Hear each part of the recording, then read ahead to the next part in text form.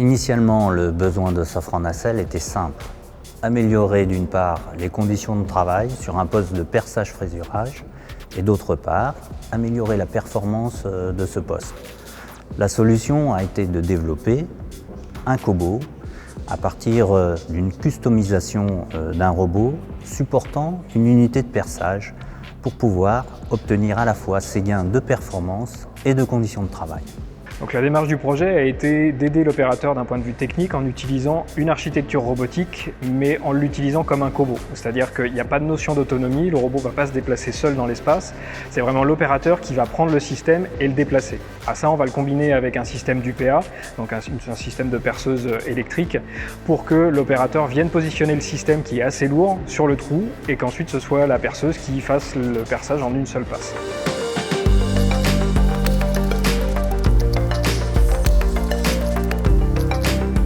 L'innovation principale de ce projet a été de pouvoir transformer un robot industriel classique en un robot de collaboration, donc un cobot, et ce grâce à l'ajout d'un capteur d'effort en fin d'effecteur.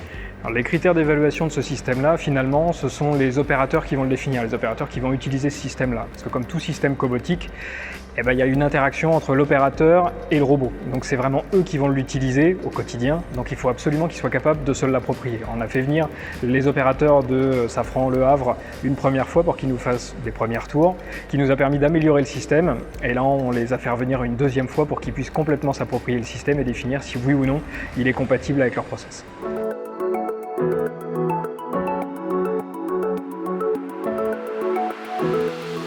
Alors la valeur ajoutée d'un tel démonstrateur pour notre entreprise Safran Nacelle, c'est vraiment de travailler sur l'ergonomie des postes de travail et notamment sur les questions d'effort et suppression de la pénibilité au poste de travail pour les opérateurs. Après avoir testé ce démonstrateur, il y aura quelques améliorations nécessaires à réaliser, comme par exemple modifier le positionnement des poignets pour permettre une meilleure accessibilité visuelle et physique au poste de travail. De ce projet, il me semble que l'on peut tirer deux enseignements.